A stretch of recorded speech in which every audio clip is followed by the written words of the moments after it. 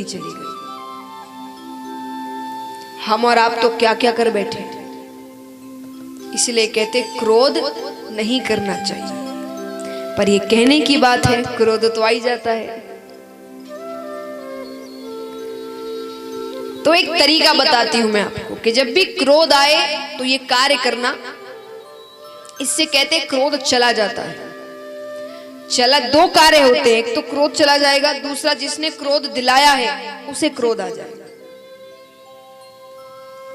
अब आपको क्रोध कब आता है? कोई व्यक्ति आपके सामने कुछ ऐसी बातें कर रहा है, ऐसे कार्य कर रहा है जो आपको अच्छा नहीं लग रहा, तो आपको क्रोध आ जाता है, आप चिल्लाते हैं उस पर।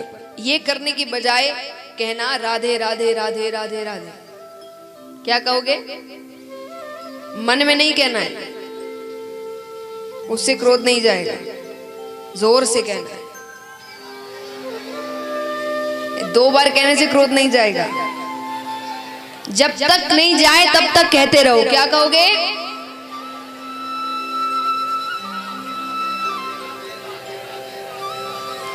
कितनी हंसी आ रही है, देखिए। अब एक बात बताइए, कहने में आपको इतनी हंसी आ रही है, अब जो व्यक्ति आपको क्रोध दिला रहा है उसका उद्देश्य आपको क्रोध दिलाना है। ऐसे मुस्कुराते हुए देखेगा तो उसे क्रोध नहीं आएगा कि इसे तो मेरी बात की फर्क ही नहीं पड़ रहा, कैसा आदमी है ये। और आपको सिर्फ राधे राधे राधे राधे राधे राधे राधे राधे राधे राधे वो कहते रहो, तुम्हें जो कहना करके देखना, क्रोध तो ऐसे जाएगा, चेहरे पर मुस्कुराहट आएगी, और जिसने गलत किया उसको खुद को क्रोध आ जाएगा। तो महाराज इसीलिए कहते हैं राधे नाम सबका हल है। नाम में इतनी शक्ति है, सिर्फ क्रोध नहीं। क्रोधित हो, दुखी हो, चिंता में हो, हारे हुए हो, राधे नाम का उच्चारण करो। इस नाम में बहुत ताकत है। मन से, गुस्से में, आप गुस्से में और गुस्से में ही राधे राधे राधे कहोगे कि कहने को कह रहे हो, नाम पर भी क्रोध आ रहा है आपको, ऐसे नहीं कहना।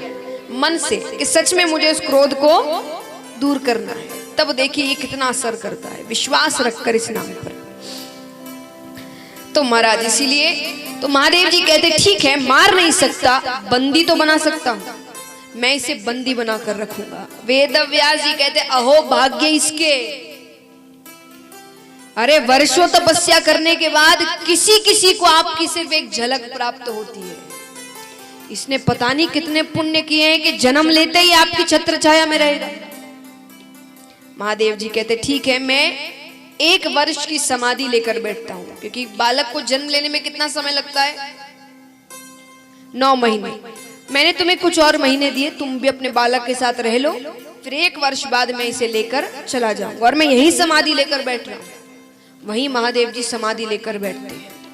अब गर्भ के अंदर वो शुक बालक बातें सुन रहा है।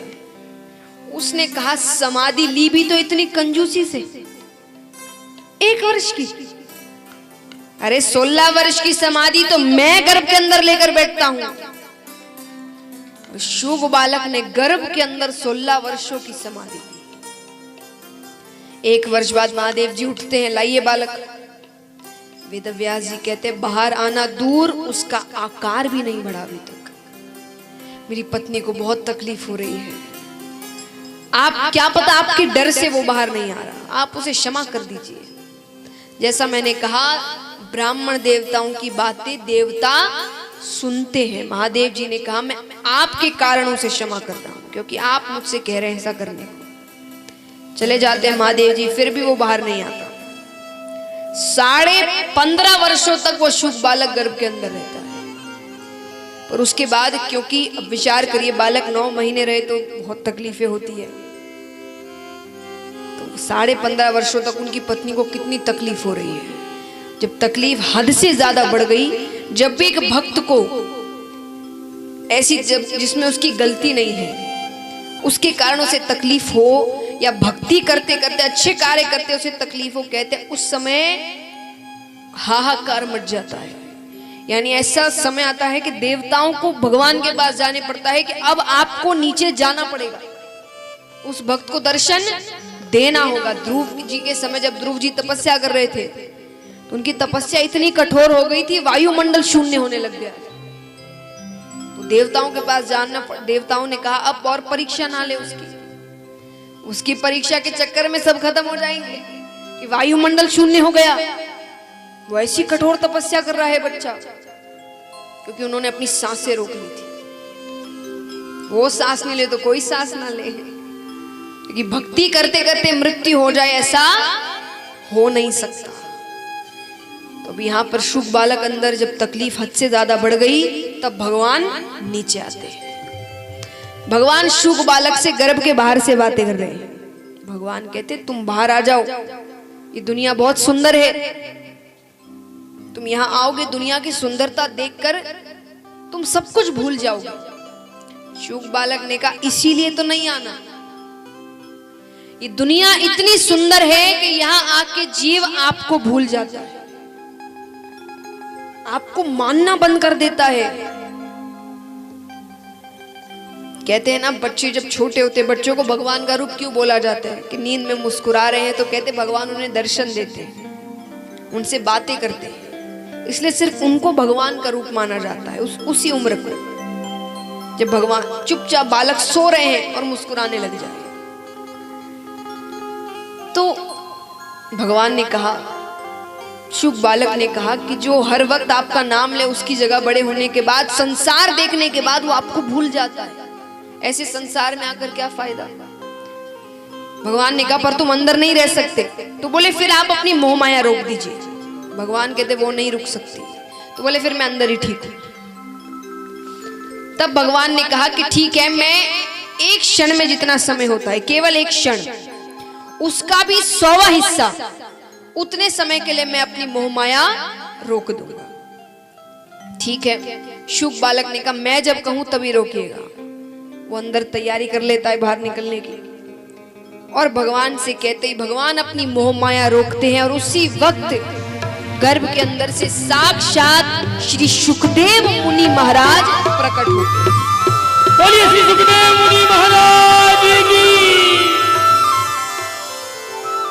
ऐसे श्री सुखदेव जी को हम शत शत प्रणाम करते हैं। इस प्रकार सुखदेव जी के अवतार की कथा है। अब चलते हैं नैमिषारण्य वन में। कल तक आपको अलग अलग जगहों से कथा सुनने को मिलेगी। कल से हम सुखदेव जी से कथा सुनेंगे। राजा परीक्षित और सुखदेव जी के बीच जब कथा आरंभ हो जाएगी, तब तक अलग अलग जगहों से कथा सुनते हैं। अभी तक सुनी महादेव जी और पार्वती जी के बीच की कथाएं। अब चलते हैं नैमिषारण्य वन में, जहां 88,000 ऋषिगण बैठे हैं।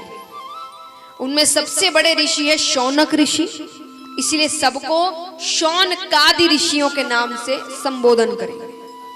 उन्हें कथा सुना रहे हैं सूत जी। शौनकादि ऋषि सूत जी से कहते हैं कि प्रभु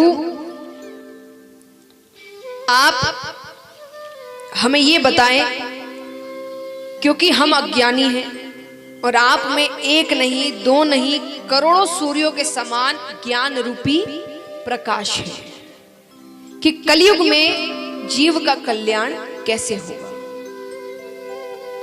शौनकादि ऋषि कहते हैं अज्ञान ध्वंत विदवंश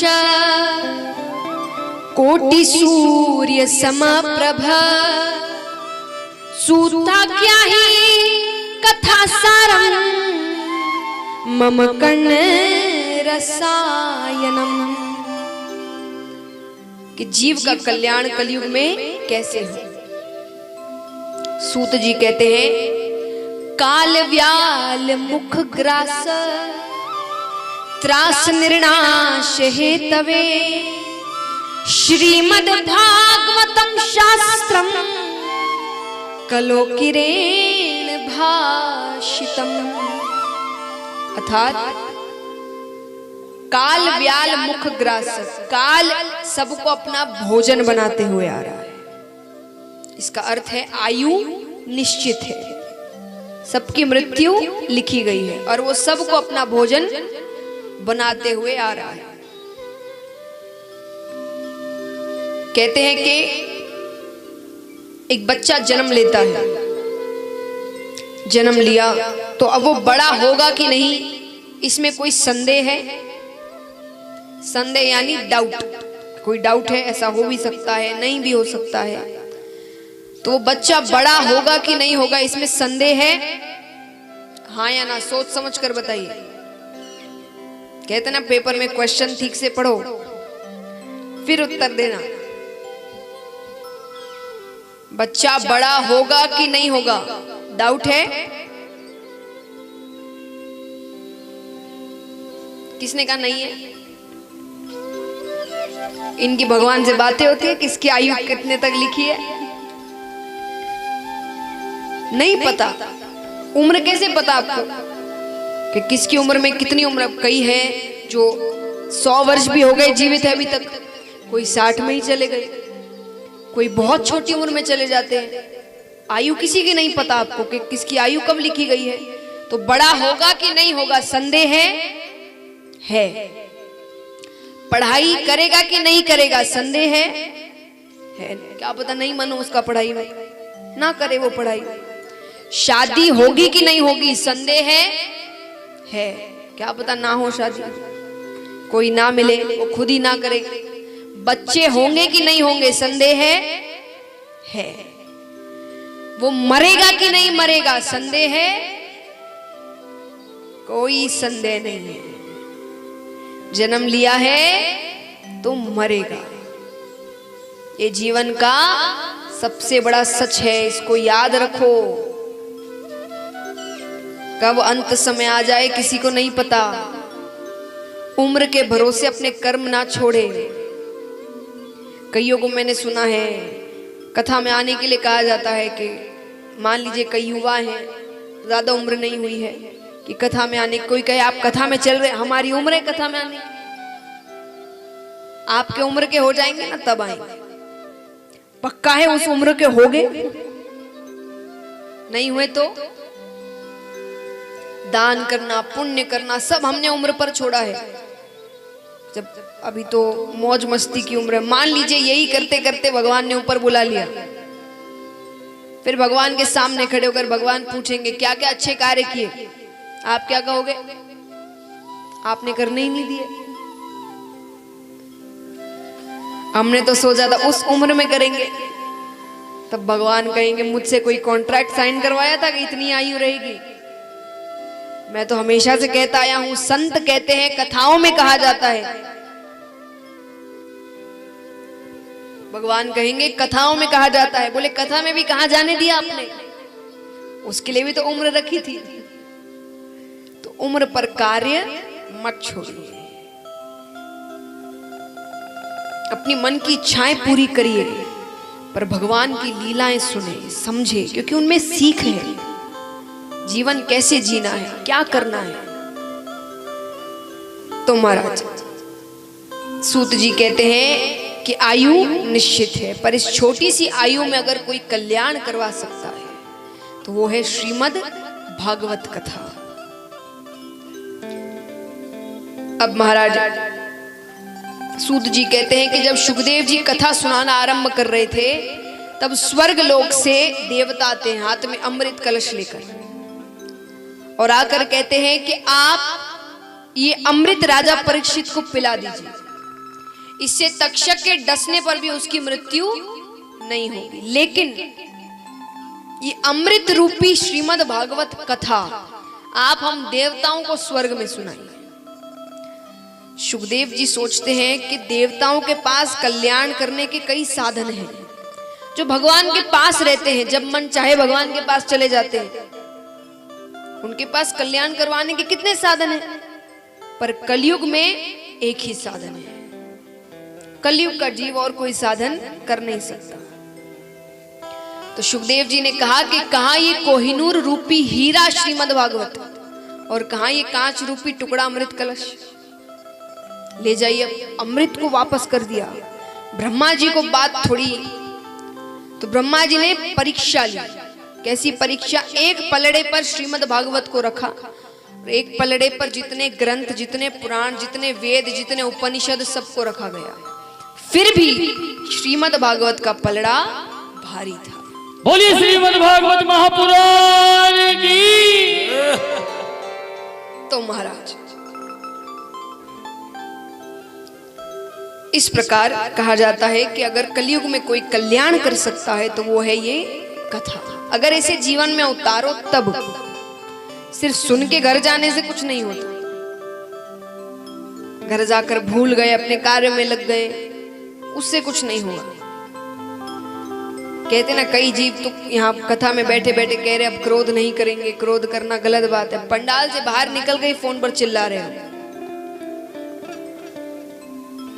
तो इससे कल्याण नहीं होगा। उसे अपने जीवन में उतारो। और सबसे आसान तरीका बताती हूं मैं। आप सोचेंगे इतनी बातें जीवन में उतार सकता है कोई मनुष्य? ये कथाएं आप कई बार सुनते हैं, कभी टीवी पर, कभी जब जब सुने तब तक सिर्फ एक बात जो आपको अच्छी लगे, लेकिन अच्छी बात। ऐसा